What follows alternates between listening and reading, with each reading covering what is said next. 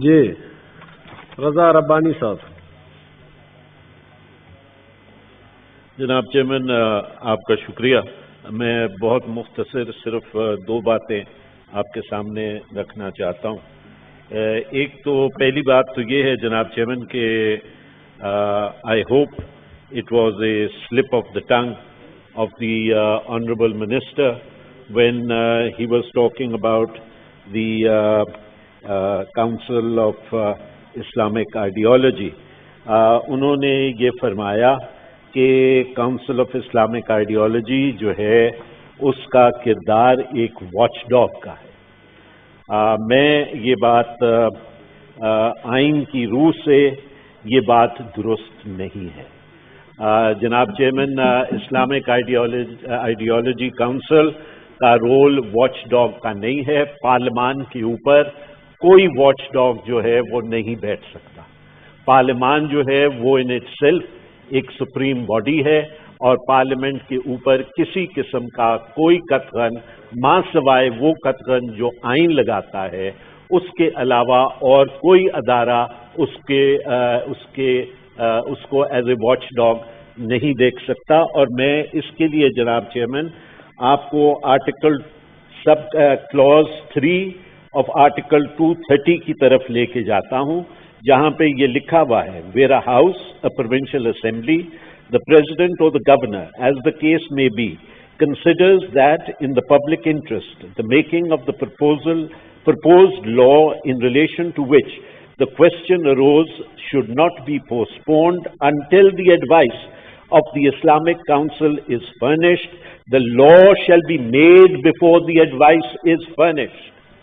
یعنی اگر ایک میٹر ریفر بھی ہوا ہے کاؤنسل کو اور وہ کاؤنسل نے ابھی تک اس کا جواب نہیں دیا، لیکن اگر پارلیمان یہ بات محسوس کرتی ہے کہ یہ قانون بننا چاہیے تو اس کے جواب آنے سے پہلے وہ یہ قانون کو بنا سکتی ہے.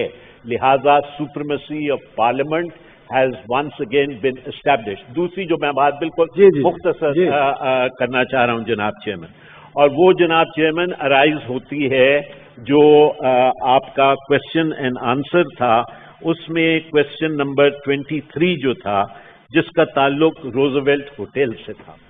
جناب چیئرمین اس سوال کے بی کے حصے میں منسٹری نے یہ بات کہی ہے کہ Roosevelt hotel is not being sold. However, Cabinet Committee on Privatization in its meeting held on 15 November 2019 by case number so and so considered the proposal submitted by the Ministry of Privatization regarding the leasing of Roosevelt site for setting up of a joint venture program. یہاں پہ جناب chairman میں یہ بات عرض کرنا چاہتا ہوں کہ روزویلٹ جس کو بلانگ کرتا ہے وہ فیڈرل لیجسلیٹو لسٹ پارٹ 2 کے تحت آتی ہے. فیڈرل لیجسلیٹو لسٹ پارٹ 2 جو ہے وہ کنٹرول ہوتی ہے کاؤنسل آف کامن انٹرسٹ سے. لہذا جب تک روزویلٹ کی پرائیویٹائزیشن کا مسئلہ کاؤنسل آف کامن انٹرسٹ میں نہیں اٹھایا جاتا اس وقت تک روزویلٹ کی پرائیویٹائزیشن غیر آئینی ہوگی. کیبنٹ کمیٹی آن پرائیویٹائزیشن جو ہے وہ اس بات کی مجاز نہیں ہے کہ وہ فیڈرل لیجسلیٹو لسٹ پارٹ 2 کے اوپر جو آئٹمز دیے ہوئے ہیں اس پہ وہ کر سکے. اسی طرح پی آئی اے کی پرائیویٹائزیشن، اسی طرح اسٹیل مل کی پرائیویٹائزیشن جو ہے وہ بھی اس سے ہٹ ہو رہی ہے. جناب چیئرمین اس میں جواب دیتے ہوئے فاضل وزیر صاحب نے یہ کہا جب ان سے پوچھا گیا کہ کیا یہ پراپرٹی اٹیچ ہو گئی ہے ایک کورٹ آرڈر کے ذریعے سے، تو انہوں نے کہا کہ ہاں ایک ایکس پارٹی آرڈر پاس ہوا تھا. جناب چیئرمین آپ کے توسط سے میں یہ فاضل وزیر صاحب سے اور حکومت سے یہ پوچھنا چاہتا ہوں کہ جب آپ نے روزویلٹ کو گروی رکھا ریکارڈنگ کے لیے تو وفاقی حکومت کو اس بات کا علم تھا جب ریکارڈنگ کے خلاف فیصلہ آپ کے خلاف آ چکا تھا तो फिर एक्स पार्टी ऑर्डर कैसे पास हो सकता है? क्या हुकूमत सो रही थी या ये कोई मिली भगत थी जिसकी वजह से रूजवेल्ट को जो है वो औने पौने दामों वहां पे भेज के और कहा जाए कि जी ये अब प्रॉपर्टी अटैच्ड है या अंडर लिटिगेशन है, तो let us get rid of it at a throw away price? How can it be done x party? Why wasn't the government aware of this fact, mister chairman?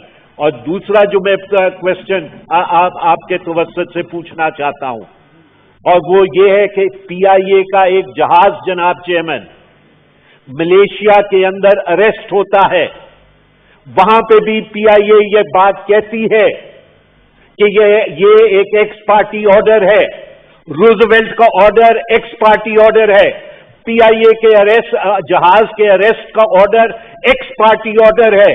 तो is this A conspiracy against PIA कि PIA को जानबूझ के एक ऐसी position में डाल दिया जाए कि फिर कहा जाए कि जी वर्जिन एयरलाइंस और वर्जिन एयरलाइंस के पीछे कौन है वो आप भी जानते हैं और मैं भी जानता हूं, ताकि दूसरे लोगों को ये मौका दिया जाए कि वो अपनी एयरलाइंस को यहां पे लेके आएं।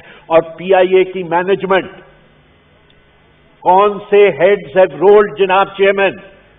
Why hasn't the CEO of the PIA been called into question? कि आपका एक जहाज जिसके खिलाफ आपने जिसका लीज मनी नहीं दिया हुआ, आपने उस जहाज को एयरबॉर्न क्यों किया? आपने उस जहाज को क्यों भेजा? एक वनरेबल जहाज को आपने एक सोचे समझे मंसूबे के तहत भेजा ताकि वहां पे पीआईए के ऊपर वो जहाज अरेस्ट हो और पीआईए के ऊपर जो है वो मजीद पेनल्टीज पड़ें। जनाब चेयरमैन, इन तमाम सवालात के जवाब जो हैं, अगर उस वक्त मुझे मौका मिलता तो मैं यकीनी तौर पे मिनिस्टर साहब से पूछता, लेकिन अब मैं आपके तवज्जुह से मैं ये सवाल उनसे कर रहा हूं। और मुझे हाँ, ये कैनिबलाइजेशन जो है ऑफ पीआईए जो है वो की जा रही है ताकि उसको जो है वो बिल्कुल खत्म कर दिया जाए और फिर जो इनका हमेशा से ख्वाब रहा है कि उसको प्राइवेटाइज कर दिया जाए।